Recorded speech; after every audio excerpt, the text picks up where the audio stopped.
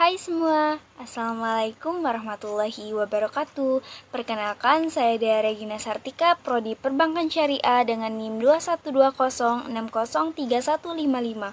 Kali ini saya ingin menyelesaikan tugas mata kuliah Akuntansi Pengantar tentang perusahaan dagang dengan dosen pengampu yang terhormat, Ibu Sri Delasmi Jayanti.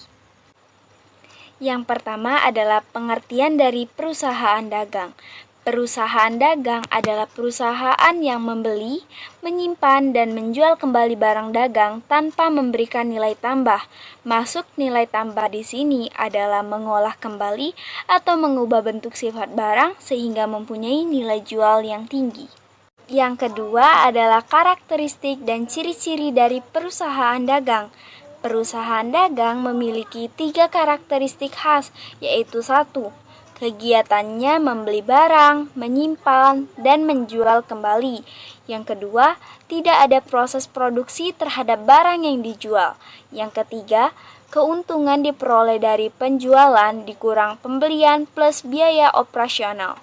Selanjutnya, ciri-ciri. Secara umum, ciri-ciri perusahaan dagang dibagi menjadi 2, yaitu usaha yang dilakukan dan kegiatan akuntansi.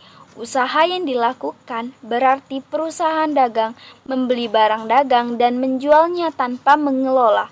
Sementara kegiatan akuntansi artinya perusahaan dagang menggunakan akun persediaan barang dagang di mana terdapat perhitungan harga pokok penjualan atau HPP serta laporan laba rugi yang menggunakan bentuk single trip maupun multi strip.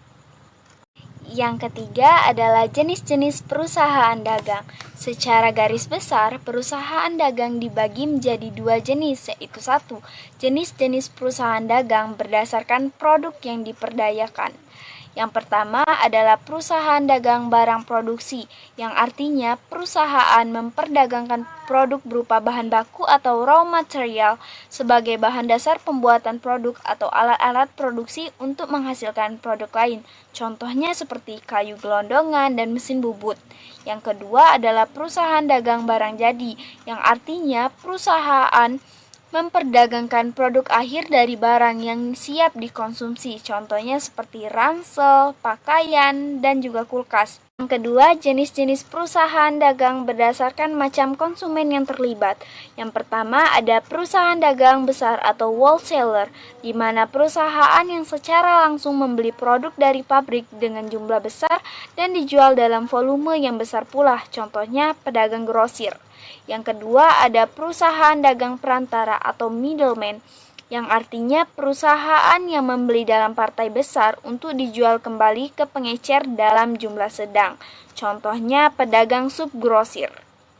Yang ketiga, perusahaan dagang pengecer atau retailer, yang artinya perusahaan yang langsung berhubungan dengan konsumen. Konsumen dapat membeli secara eceran atau produk yang ditawarkan retailer sering terjadi di lingkungan kita. Contohnya seperti warung, kios, dan swalayan. Yang keempat adalah jenis-jenis akun pada perusahaan dagang. Dalam perusahaan dagang itu terdapat 8 jenis akun, yaitu akun pembelian, akun penjualan, akun persediaan, akun harga pokok penjualan, akun potongan tunai, akun potongan pembelian, akun retur pembelian, dan akun beban pemasaran. Yang pertama ada akun pembelian. Di akun pembelian ini, semua barang yang dibeli oleh perusahaan dagang dari produsen dicatat dulu di sini. Tapi, walau namanya akun pembelian, bukan berarti semua pembelian dicatat di sini ya, karena yang dicatat di sini hanya pembelian berupa barang. Yang kedua, akun penjualan. Nah, kalau di akun penjualan berarti semua barang yang dijual, baik itu ke konsumen atau ke perantara lain dicatat di sini, dan yang dicatat hanya penjualan berupa barang saja. Yang ketiga, akun persediaan. Sesuai namanya, di akun persediaan akan dicatat semua jumlah barang dagangan suatu perusahaan. Jumlah barang yang dicatat merupakan jumlah yang ada pada periode tertentu. Yang keempat, akun harga pokok penjualan atau HPP. Kalau di HPP ini yang dicatat adalah harga pokok yang dijadikan standar perusahaan itu untuk menentukan harga barang yang akan dijual. Jadi, apabila suatu waktu harga pasar berubah, maka kamu bisa lihat di catatannya sebelumnya harga aslinya itu berapa. Yang kelima, akun potongan tunai. Nah, ini dia nih kesukaan kita semua, diskon. Di akun potongan tunai yang dicatat adalah ketika konsumen mendapat potongan harga atau diskon dari si penjual barang. 6. Akun potongan pembelian. Akun potongan pembelian ini mirip dengan akun potongan tunai. Bedanya, kalau akun ini si perusahaan yang mendapat potongan harga dari produsen atau pemilik asli barang. Kira-kira perbedaannya seperti ini ya. Jadi, kalau kamu yang ngasih diskon ke pembeli, itu masuk di akun potongan tunai. Tapi, kalau kamu yang dapat diskon dari penjual atau produsen, berarti masuknya ke akun potongan pembelian. Yang ketujuh, akun retur penjualan. Di akun ini mencatat barang yang udah dibeli konsumen, tapi karena satu hal dan yang lainnya dikembalikan lagi ke penjualnya. Biasanya bisa karena terdapat cacat pada barang, kondisi barang tidak baik, dan juga bisa karena emang nggak sesuai sama pesanannya. Yang kedelapan, akun beban pemasaran. Jadi segala macam beban yang ditanggung perusahaan untuk menjual barang dicatat di sini, seperti beban sewa, beban gaji, beban pajak, dan beban listrik. Selanjutnya, penyusunan siklus akuntansi perusahaan dagang. Tapi sebelum itu, kita harus paham dulu dengan saldo normal akun. Jadi, saldo normal akun adalah suatu ketetapan yang pasti dalam ilmu akuntansi terkait dengan posisi dari akun atau rekening yang menjadi prinsip pembukuan berpasangan. Berikut saya sajikan tabel saldo normal akun. Cara memahaminya sebagai berikut. Pada kelompok akun aset, jika transaksi bertambah maka didebit, sedangkan jika transaksi berkurang maka dikredit. Jadi, saldo normal akun aset adalah debit. Begitu juga jika kita ingin memahami akun-akun berikutnya. Baiklah, kembali ke penyusunan siklus akuntansi perusahaan dagang.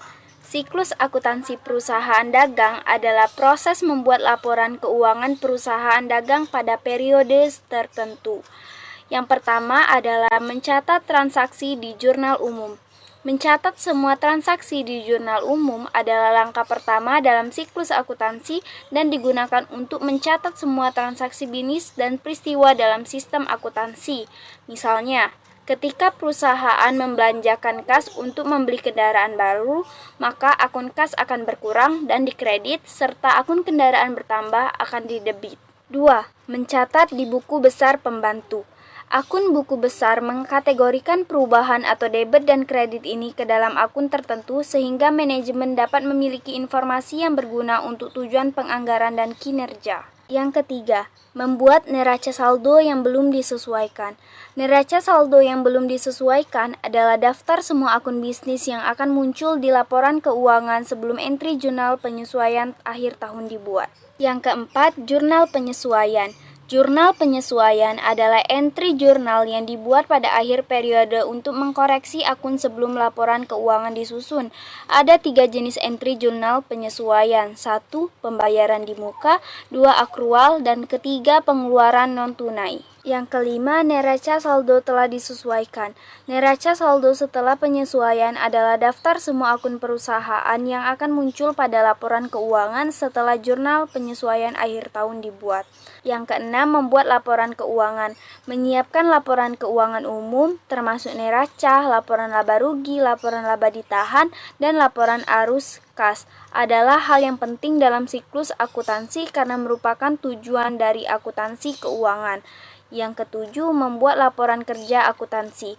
Lembar kerja akuntansi adalah alat yang digunakan untuk membantu akuntan menyelesaikan siklus akuntansi dan menyiapkan laporan akhir tahun seperti neraca saldo yang belum disesuaikan, jurnal penyesuaian, neraca saldo setelah penyesuaian, dan laporan keuangan. Yang kedelapan, membuat jurnal penutup. Jurnal penutup adalah entry yang dibuat pada akhir periode akuntansi untuk menghapus semua akun sementara dan mentransfer saldo mereka ke akun permanen. Yang kesembilan, membuat ringkasan penghasilan. Akun ringkasan penghasilan adalah akun sementara yang digunakan untuk menyimpan saldo akun laba rugi, akun pendapatan dan pengeluaran selama langkah entry penutupan dari siklus akuntansi. Yang ke-10, neraca saldo setelah tutup buku.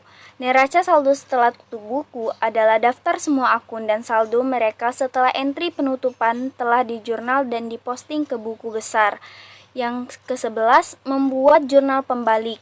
Jurnal pembalik adalah entry jurnal yang dibuat pada awal periode akuntansi untuk membalik atau membatalkan jurnal-jurnal penyesuaian yang dibuat pada akhir periode akuntansi sebelumnya. Namun, jurnal ini bersifat opsional, tergantung pada apakah ada atau tidak menyesuaikan entry jurnal yang perlu dibalik. Demikian yang dapat saya sampaikan. Apabila ada salah kata, saya mohon maaf. Akhir kata, saya ucapkan terima kasih. Wassalamualaikum warahmatullahi wabarakatuh.